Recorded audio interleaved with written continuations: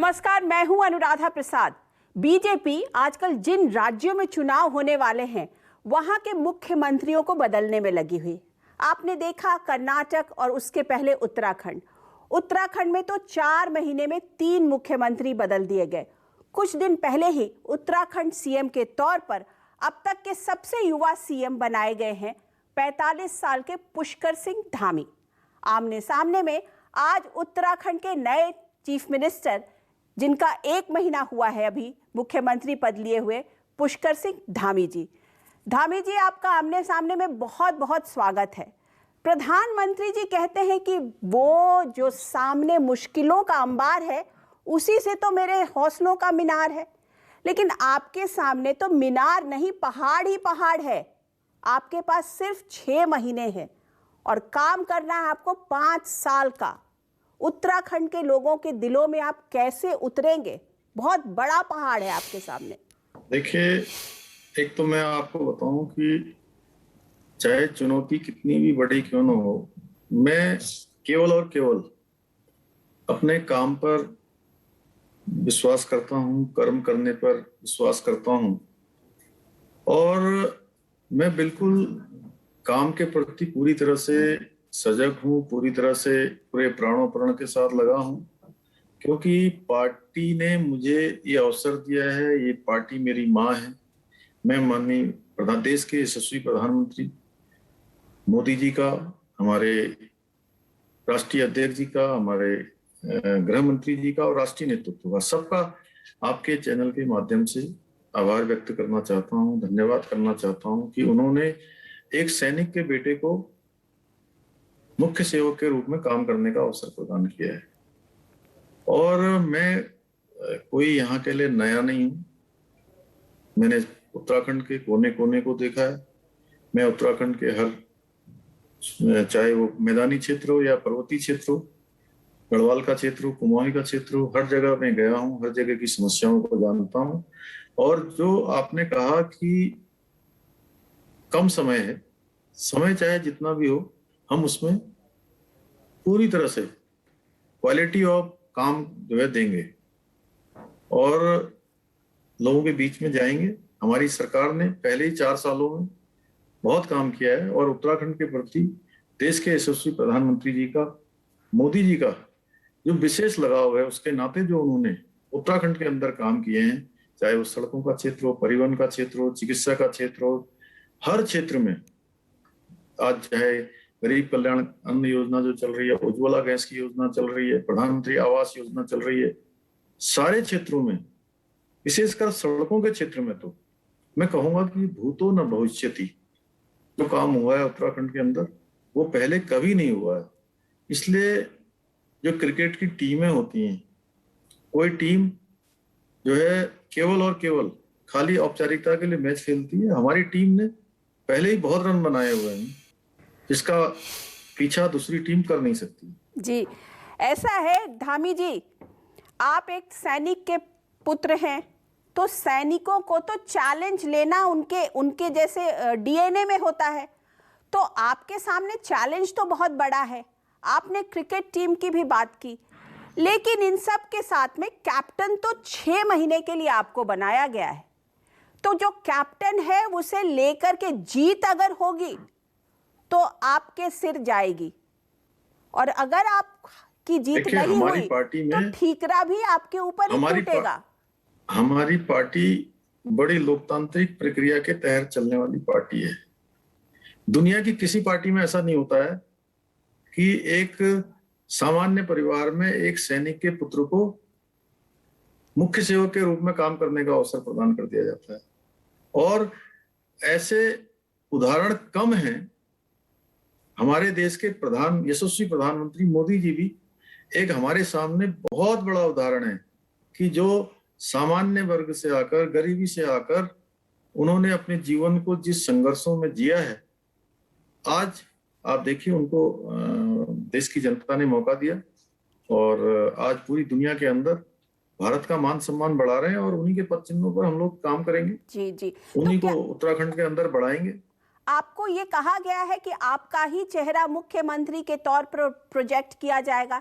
क्या इस बात का आपको विश्वास है कि जो जो चेहरे, क्योंकि सुना जा रहा है कि बीजेपी ने अपनी जो रणनीति है उसे बदल दी है और अब मुख्यमंत्री के चेहरे को ही आगे लेके जा रहे हैं, तो आपके सामने चैलेंज ये भी है कि लोगों को भरोसा दिलाना कि मेरा चेहरा है और मैं उत्तराखंड के लोगों को ये भरोसा दिलाता हूँ कि उत्तराखंड के लोग मेरे साथ में मैं जब मुख्यमंत्री का चेहरा हूँ तो लोग प्रोटेक्टेड हैं, स्टेट में काम होगा, लोग जो जिसे कहते हैं एजेंडा जो है आप लोगों का एजेंडा कि सबका साथ, सबका विकास, सबका विश्वास लेके मैं आगे बढ़ूंगा, इस बात की आपको गारंटी लोगों को देनी पड़ेगी। ये एक अपने आप में एक बहुत बड़ा चैलेंज है। देखिए, मैं दो चीजों पर भरोसा करता हूँ, एक कर्म करने पर और दूसरा भगवान पर। और जब सच्चे मन से कोई काम किया जाता है तो जो जनता है हमारी, वो भी हमारी भगवान है, वो सारी चीजों को जानती है और भाव में ही भगवान होते हैं। तो मेरे भाव क्या हैं, हमारी सरकार का भाव क्या है, ये लोगों के मन में अच्छी तरह से जा रहा है। पिछले जो भी 30 दिनों का कार्यकाल हुआ है, 29 दिनों का जो कार्यकाल हुआ है, उस कार्यकाल में हम लगातार एक के बाद एक फैसले ले रहे हैं, लगातार काम कर रहे हैं और जो उत्तराखंड की जनता के हित में है उनको फैसलों के रूप में बदल रहे हैं। हमारी परिणति है कि हमारा शासन पारदर्शी हो, नो पेंडेंसी के आधार पर काम कर रहे हैं, पूरी तरह से जो है अफसरशाही जो है काम करे, मशीनरी पूरी दुरुस्त रहे, जो जिस काम के लिए बना है वो उस काम को पूरा करे और सबका उत्तरदायित्व तो फिक्स कर रहे हैं। इसके लिए हमने सरकारी मशीनरी में ऊपर से लेकर नीचे तक हमने काफी बदलाव किए हैं, आने वाले समय में और बदलाव करेंगे, सबको काम पे लगाएंगे। जिलों के जो अधिकारी हैं उनको कहा है कि सारे लोग जिलों में, प्रदेश में अपने 10 से लेकर 12 के बीच में अपने कार्यालयों में उपलब्ध रहें और जनता की सुनवाई करें। उस दौरान जनता, जनप्रतिनिधि उनकी समस्याओं का निस्तारण करें।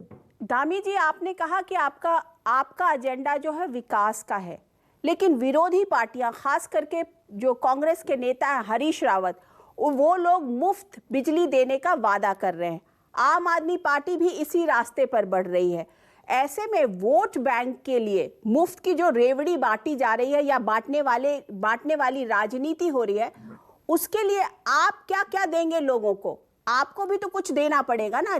अगर विरोधी पार्टी इतनी बड़ी बड़ी बातें कर रही है तो आप क्या देंगे? हम पहले से ही अच्छी सरकार दे रहे हैं, यहाँ पर अच्छी बिजली दे रहे हैं, सस्ती बिजली दे रहे हैं, 24 घंटे बिजली दे रहे हैं, है ना, और लोगों को आसानी से बिजली दे रहे हैं। और उत्तराखंड की जनता अच्छे से जानती है कि उनको देखा भी है, कुछ लोगों को देख भी रही है कि कौन जो है केवल और केवल चुनाव के एजेंडे पर काम कर रहे हैं और कौन सही मायने में उत्तराखंड का विकास करना चाहते हैं, कौन उत्तराखंड की जनता के साथ चलना चाहते हैं। आम आदमी पार्टी भी तो आपके सामने आ गई है उत्तराखंड में, मुफ्त बिजली की बात तो वही कर रहे हैं। मैं अपनी बात को पुनः दोहरा रहा हूँ। मैंने कहा कि कुछ लोगों का, कुछ पार्टियों का एजेंडा उत्तराखंड के अंदर केवल और केवल चुनाव लड़ना है और चुनाव के लिए अपनी घोषणाएं करना है। हम उस एजेंडे पर काम नहीं कर रहे हैं। इसलिए मैंने कहा कि जनता हमारी भगवान है, वो हमारे भाव को समझ रही है और समझेगी और फैसला करेगी। कि अरविंद केजरीवाल ने तो सुंदरलाल बहुगुणा को भारत रत्न देने की भी उसकी भी उन्होंने मुहिम चला रखी है। आपको लगता है कि उनको भारत रत्न मिलना चाहिए, सुंदरलाल बहुगुणा को भारत रत्न मिलना चाहिए? सुंदरलाल बहुगुणा जी ने बहुत बड़ा आंदोलन यहाँ पर चलाया और वो चिपको आंदोलन के प्रणेता थे। निश्चित रूप से हमारे लिए बड़े आदरणीय हैं और जो सर्वोच्च सम्मान हो सकता है हम लोग भी जो है उसके लिए प्रयास करेंगे कि उनको सर्वोच्च सम्मान मिले। आपको नहीं लगता कि ये चुनावी स्टंट ज्यादा लग रहा है?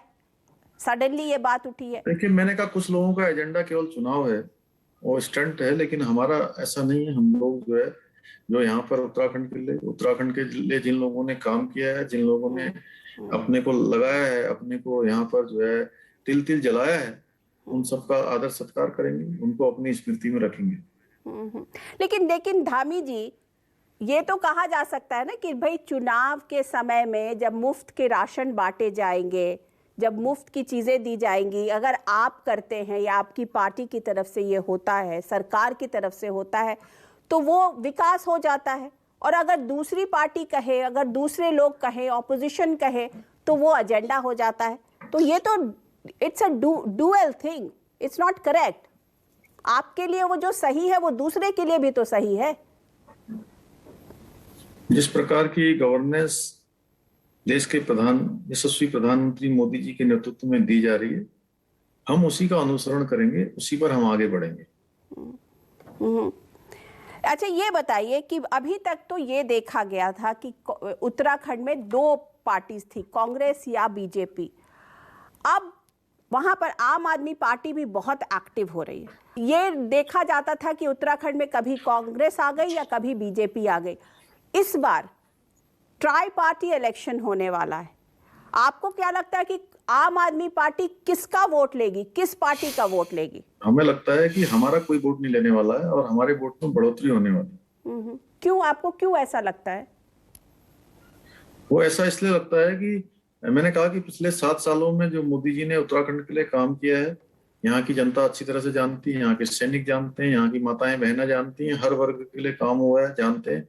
और हमारी सरकार ने जो उत्तराखंड किया है, उसने भी जो काम किया है वो केवल शिलान्यास नहीं किए हैं, सब चीजों को लोकार्पण की तरफ ले गए। यानी कि जो काम शुरू किए हैं वो काम पूरे हुए हैं। और पहले की सरकारों में केवल घोषणाएं होती थी, वो लोगों ने देखी है, बड़ी बड़ी घोषणाएं होती थी, कभी पूरी नहीं हुई। लेकिन धामी जी, ये सवाल तो उठता है ना कि एक तो प्रधानमंत्री जी आकर के वहां इलेक्शन लड़ नहीं रहे उत्तराखंड में, और बीजेपी लड़ रही है या उसके लीडर्स लड़ रहे हैं। और अगर बहुत अच्छा काम होता है तो फिर बीजेपी ने अपने इतने सारे चीफ मिनिस्टर्स दो तो बदल ही दिए ना, आप तीसरे नंबर के क्यों बदले? फिर उनको ही चलते थे। वो कोई इसका पैमाना नहीं है। सरकार वही है, सरकार का चेहरा बदला है, सरकार वही है, उसकी नीतियां वही हैं, और हम उन्हीं सबको लेकर जनता के बीच में जाने वाले हैं। तो सरकार वही है, सरकार वही है, माना सरकार वही है, बीजेपी की ही सरकार है, लेकिन अगर सरकार वही थी तो फिर लीडर बदलने की क्या जरूरत पड़ गई? क्या क्रिकेट वो परिस्थितियां पैदा हो जाती हैं और उसमें कोई ऐसी बात नहीं है। हम सरकार की जो पहले सरकार के रूप में त्रिवेंद्र सिंह रावत जी जो कर रहे थे या तीरथ सिंह रावत जी कर रहे थे, उसी को आगे बढ़ा रहे हैं। उन्होंने बड़ा अच्छा काम किया है। आपको लगता होगा, लेकिन लोगों के जहन में ये सवाल है धामी जी कि अगर सब कुछ अच्छा हो ही रहा था तो फिर बदलाव की जरूरत क्यों? आपको दिख जाएगा, आप उत्तराखंड आइए, आप यहाँ घूम कर जाइए, आपको लग जाएगा कि यहाँ पर ऐसा कोई सवाल नहीं है। यहाँ पर तो लोग कह रहे हैं कि नहीं, बड़ा अच्छा काम हो रहा है। अच्छा, एक बात बताइए, आपको 1 महीना हुआ यहाँ आए उत्तराखंड के मुख्यमंत्री के रूप में, तो ये आपने अभी आते ही एक पिटारा खोल दिया, सबसे बड़ा पिटारा, जनसंख्या कानून। क्यों?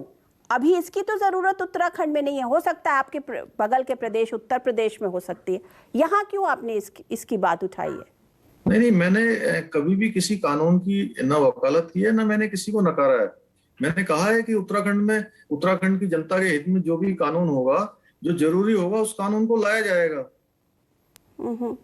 चाहे वो जनसंख्या का कानून हो, भू कानून हो, या नजूल की नीति हो, या हमारी जो है भूमिधरी की समस्या हो।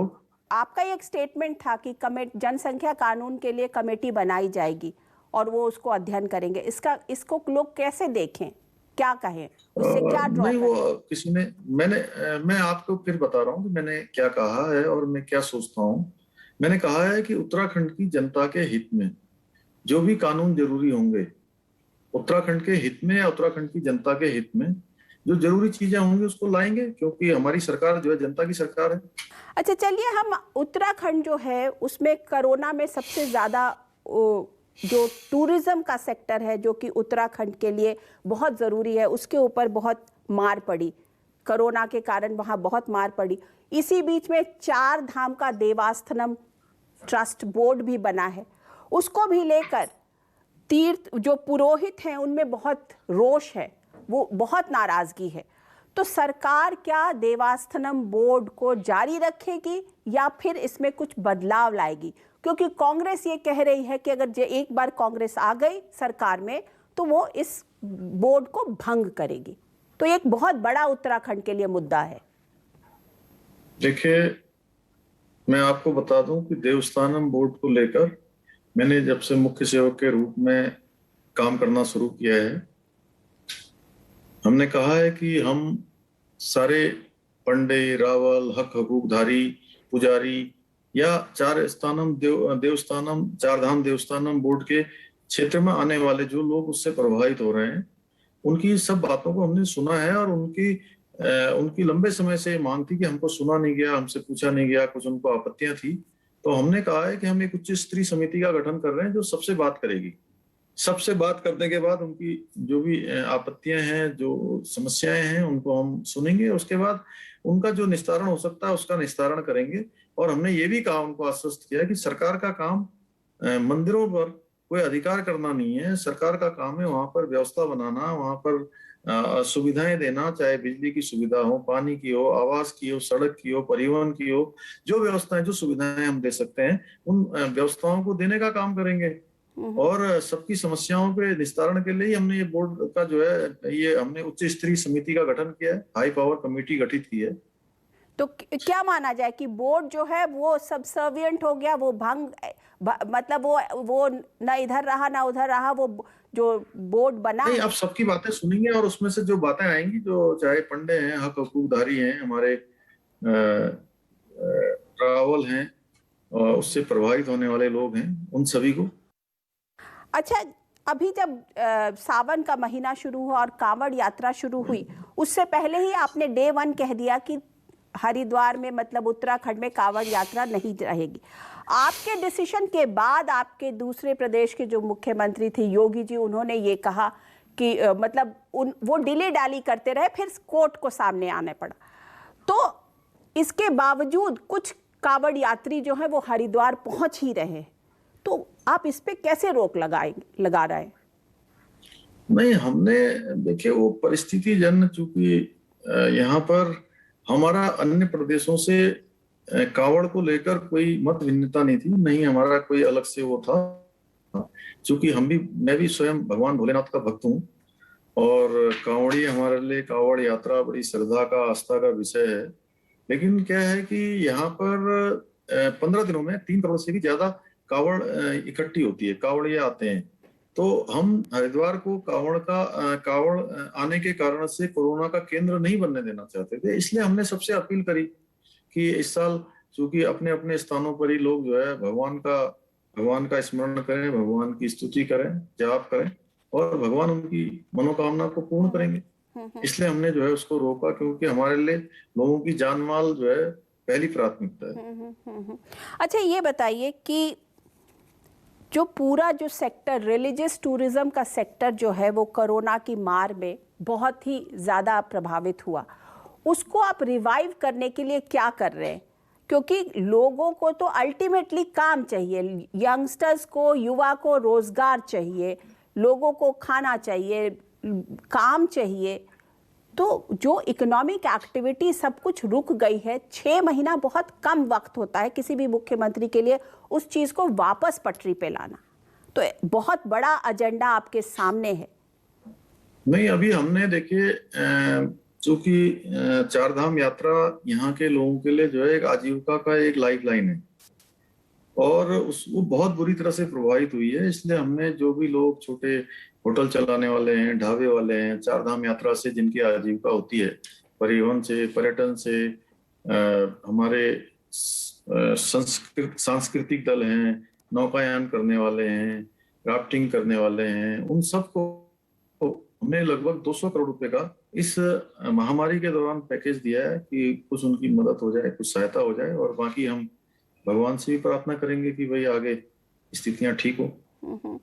तो 200 करोड़ और सिर्फ भगवान, ये तो कुछ सही बात नहीं है ना, क्योंकि 200 करोड़ का आपने पैकेज दिया, बहुत अच्छा रहा, लेकिन उसके अलावा भी तो बहुत कुछ करना पड़ेगा ना, क्योंकि इकोनॉमिक एक्टिविटी को हमेशा चलाते रहना पड़ता है, तभी वो चलेगी। नहीं तो पैकेज दिया, फिर अगर भगवान के भरोसे छोड़ दिया तो वो बंद हो जाएगी।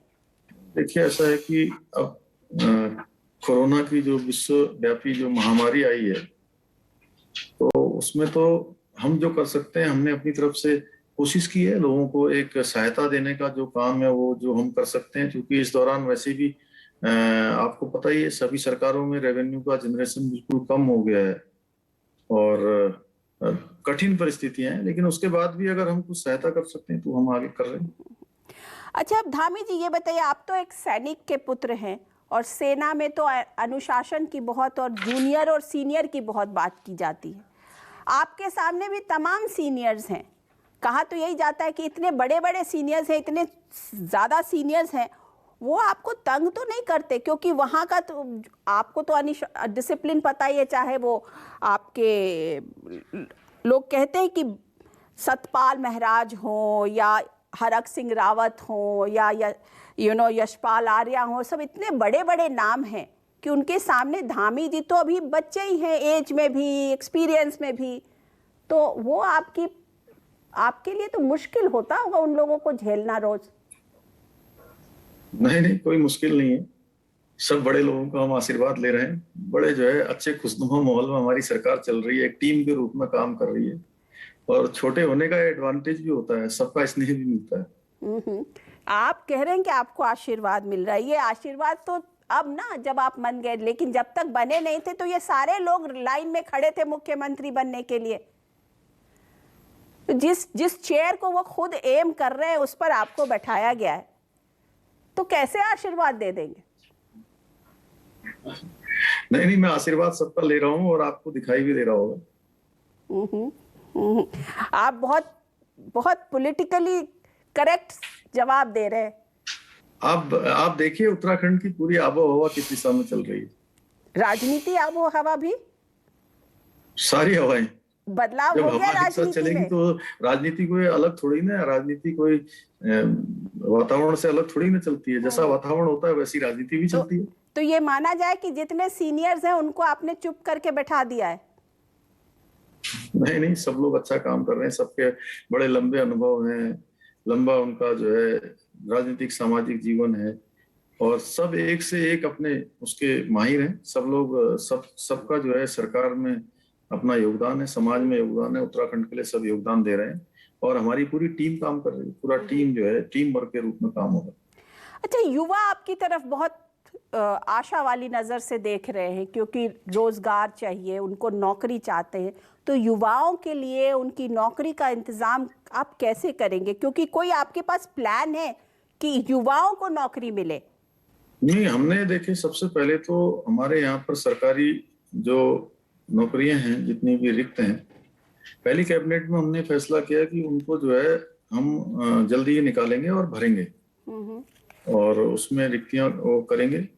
और साथ ही साथ जो है जो हमारे यहाँ पर अतिथि शिक्षक हैं उनका मानदेय बढ़ाया है। इसके साथ साथ जो पॉलिटेक्निक के संविदा कर्मचारी हैं उनके लिए भी लाए हैं, उपनल का लाए हैं। ग्रेड पे की अभी जो है हमने मंत्रिमंडल की मंत्रिमंडल में फैसला किया, उप समिति बनाई है। ऐसे ही हमने एक पेंडेमिक में जो लोग अभी इसमें परीक्षाएं नहीं हो पाई हैं तो सबका एक युवाओं का, बेरोजगारों का, उनका साल खराब ना हो उसके लिए 1 साल आयु सीमा बढ़ाई है। लोक सेवा आयोग, सिविल सर्विसेज में जो छात्र जो उसकी तैयारियां कर रहे हैं वो अगर प्री परीक्षा में पास होते हैं तो उनको तैयारी करने के लिए जिनकी आर्थिक स्थिति अच्छी नहीं है, 50,000 रुपए की धनराशि सरकार की तरफ से सहायता के रूप में देंगे। एनडीए सीटीएस में जो लोग जो है निकलेंगे उनको भी जो है हम उनकी तैयारी के लिए 50,000 रुपए की धनराशि देंगे। ऐसे ही डॉक्टरों का जो है हमने पहले 7,500 स्टाइपेंड था एमबीबीएस करने के बाद इंटर करने वालों का, उसको भी हमने 17,000 किया है। तो हम बहुत सारे फैसले ले रहे हैं और मैंने कहा कि पहले ही जो फैसले हम ले सकते हैं उनको लेंगे और भी कई फैसले लेंगे आने वाले समय में। तो ये फैसले सब चुनाव के मद्देनजर रख लिए जा रहे हैं? नहीं, समय के मद्देनजर ध्यान में, जो समय की मांग है उसके मद्देनजर। अच्छा, पहले ही कहा। अच्छा, ये बताइए धामी जी कि उत्तराखंड में कहते हैं अफसरशाही जो है ना उसी का बोलबाला है, क्योंकि मुख्यमंत्री आते हैं जाते हैं, अफसरों पर लगाम नहीं लग पाती है। तो क्या आपने अफसरशाही को टाइट किया है? क्योंकि वहां के बोलते हैं अफसर्स भी होते हैं ना, वो भी बहुत हाईली पॉलिटिकल होते हैं। सब बदल गया है यहाँ पर, सब बदल गया है। पहले दिन ही जो है मैंने जब शपथ ली और शपथ के 24 घंटे के अंदर हमें पूरी मशीनरी को जो है ठीक करने के लिए हम नए मुख्य सचिव लाए हैं, बड़े अनुभवी हैं, उनके नेतृत्व में पूरी टीम काम कर रही है प्रदेश से लेकर जिलों तक में। काफी लोगों को आपने बदला भी, तो क्यों? वो लोग अच्छा काम नहीं कर रहे थे? क्या था?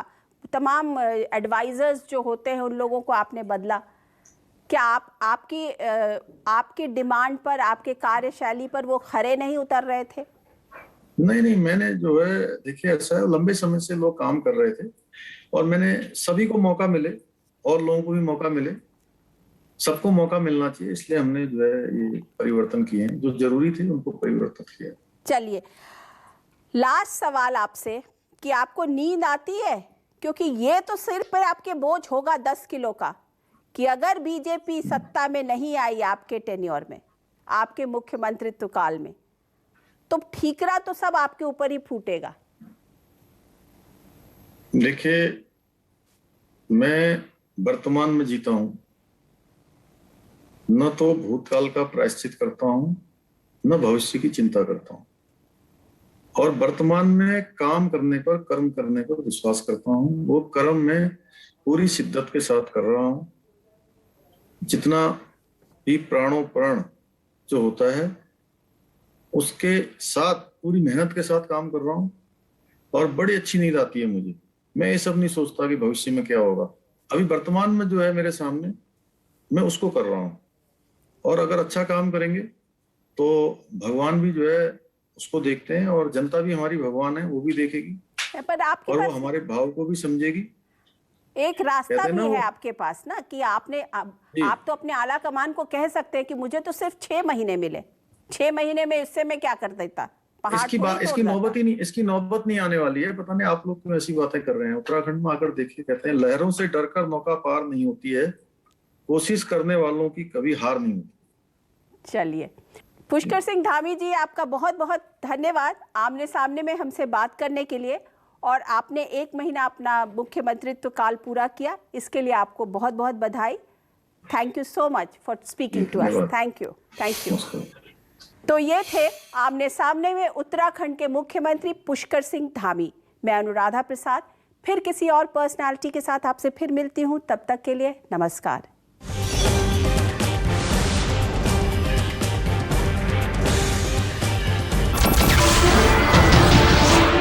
नमस्कार, मैं हूं मानक गुप्ता। अगर आपको हमारा ये वीडियो पसंद आया हो तो इसे लाइक और शेयर जरूर करें, और हाँ, हमें सब्सक्राइब और फॉलो करना ना भूलें, ताकि आप देश और दुनिया की कोई खबर मिस ना करें। तो जुड़े रहिए हमारे साथ और देखते रहिए न्यूज़ 24।